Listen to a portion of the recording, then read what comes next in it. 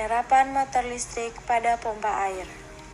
Nama saya Salina Fadila Ramadini dengan NIM 121260047 dari Prodi Farmasi. Perkenalkan, nama saya Naswa Oriza Satipa, NIM 121260070. Perkenalkan, nama saya Yunia Margayata Simarmata, NIM 121440 Prodi Sains Lingkungan Kelautan. Perkenalkan, nama saya Nabila Cihni dengan NIM 1236051 dari Prodi Farmasi. Perkenalkan, nama saya Zahra Konita Asyari dengan NIM 121260057 dari Prodi Farmasi. Perkenalkan, nama saya Dina Anastasia, NIM 1212698 dari Prodi Farmasi. Motor listrik sederhana adalah sebuah perangkat elektromagnetis yang mengubah energi listrik menjadi energi mekanik. Bagian utama motor listrik ada dua, yaitu stator dan rotor.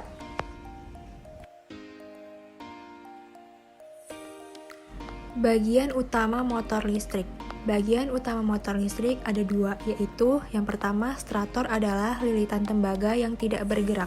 Lilitan tembaga ini jika dialiri arus listrik akan menjadi medan magnet. Yang kedua yaitu rotor, adalah bagian yang berputar. Rotor dapat berputar karena adanya medan magnet yang dihasilkan oleh lilitan kabel tembaga. Gaya Lorentz. Gaya Lorentz adalah gaya yang ditimbulkan oleh muatan listrik yang berada dalam suatu medan magnet. Di gaya Lorentz dikenal dengan kaidah tangan kanan. Kaidah tangan kanan maksudnya adalah tangan kanan diposisikan seperti menembak pistol. Ibu jari dan telunjuk dibuka, adapun jari tengah setengah dibuka dan tegak lurus terhadap jari telunjuk. Ibu jari tangan kanan menunjukkan arah arus listrik yang mengalir. Hubungan antara gaya Lorentz dan motor listrik. Motor listrik menggunakan prinsip gaya Lorentz dengan menggulungkan kumparan kawat yang ditempatkan pada medan magnet. Motor listrik terdapat jumlah lilitan loop pada dinamonya untuk memberikan tenaga putaran yang lebih bervariasi dan medan magnet dihasilkan dari susunan elektromagnetik yang disebut kumparan. Kemudian dialiri arus listrik sehingga dapat berputar dan menghasilkan gaya Lorentz pada kumparannya. Bentuk persamaan umum. Yang pertama, besar GGL induksi motor listrik yang memiliki rumus epsilon sama dengan N dikali B dikali A dikali omega dan dikali T. Kemudian, besar gaya Lorentz memiliki rumus F sama dengan I dikali L dikali sin theta, di mana epsilon sama dengan besar GGL induksi, N sama dengan banyaknya lilitan, A sama dengan luas alas, omega sama dengan kecepatan sudut, F sama dengan gaya Lorentz, L sama dengan panjang kawat, dan yang terakhir T sama dengan waktu. Kemudian gaya Lorentz membentuk kopel dengan momen putar memiliki rumus tau sama dengan F dikali S atau sama dengan I dikali L dikali sin theta. Prinsip kerja gaya Lorentz terhadap motor listrik. Prinsip gaya Lorentz diterapkan di motor listrik, yaitu gulungan kumparan ditempatkan di dalam medan magnet, kemudian dialiri arus listrik sedemikian rupa sehingga gaya Lorentz yang dihasilkan berputar. Berikut bagian-bagian motor listrik, di antaranya A. Magnet berfungsi untuk menghasilkan medan magnetik. Semakin besar kekuatan magnet yang digunakan, maka putaran yang dihasilkan akan semakin besar. Kemudian B. Baterai digunakan untuk menghasilkan arus listrik. Semakin besar arus listrik yang mengalir, maka semakin besar putaran motornya. Selanjutnya C.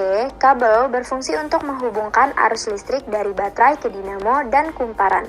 Dan yang terakhir D. Dinamo berfungsi untuk mengubah arus listrik yang mengalir pada kumparan agar putaran dapat terjadi atau tidak bolak-balik.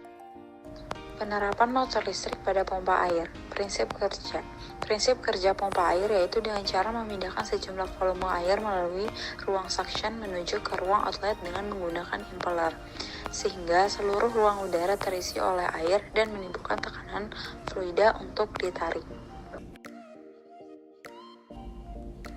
Penerapan motor listrik pada pompa air. Cara kerja pompa air.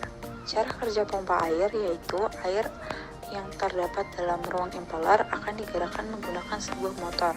Selama impeller berputar, maka air akan terdorong keluar menuju pipa penyaluran atau outlet air.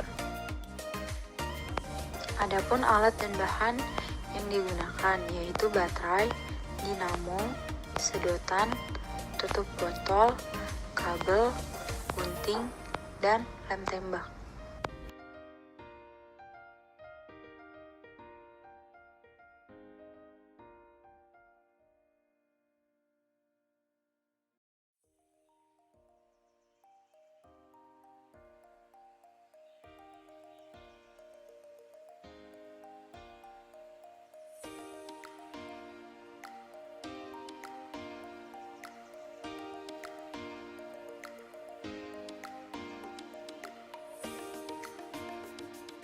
Keunikan dari pompa air motor listrik sederhana. Yang pertama, alat yang digunakan sederhana, terjangkau, dan mudah didapat. Yang kedua, cara kerja alat yang cukup sederhana dan unik. Yang ketiga, pompa air berfungsi untuk menarik dan mendorong air dari sumbernya melalui pipa yang dipenuhi oleh cairan. Dan yang terakhir, pompa air sangat berguna untuk berbagai kebutuhan, seperti kebutuhan rumah tangga, umum, dan industri. Kelebihan motor listrik DC. Yang pertama, torsi dan kecepatannya mudah dan dapat dikendalikan. Yang kedua, memiliki sistem kontrol yang relatif sederhana dan murah. Yang ketiga, memiliki torsi awal yang besar. Yang keempat, performanya mendekati linier. Dan yang terakhir, untuk penggunaan rendah, motor DC lebih murah dibandingkan dengan motor AC. Kekurangan motor listrik DC. Yang pertama, tidak cocok jika digunakan dengan kecepatan tinggi. Yang kedua, tidak cocok untuk aplikasi dengan beban yang berdaya besar. Yang ketiga, tidak cocok digunakan pada lingkungan yang cepat kotor dan berdebu. Saran pengembangan alat. Yang pertama, alat pompa air sederhana memiliki kekurangan pada kecepatan aliran air sehingga disarankan untuk dilakukan pengembangan pada struktur alat. Yang kedua, keunikan pada alat pompa air sederhana ini dapat menambah daya jual untuk produksi. Yang ketiga, produk dapat berkembang dengan adanya penelitian-penelitian sehingga alat menjadi lebih canggih. Kesimpulan dari RBL ini yaitu yang pertama, saat kumparan dialiri listrik, maka medan magnet terbentuk. Yang kedua, daya dari baterai dapat memberi medan magnet. Yang ketiga, jumlah lilitan berpengaruh pada putaran. Dan yang keempat, semakin kuat arus, maka medan magnet semakin kuat. Sekian video dari kelompok kami, kurang dan lebihnya kami mohon maaf. Atas perhatiannya kami ucapkan terima kasih. Saya akhiri, wassalamualaikum warahmatullahi wabarakatuh.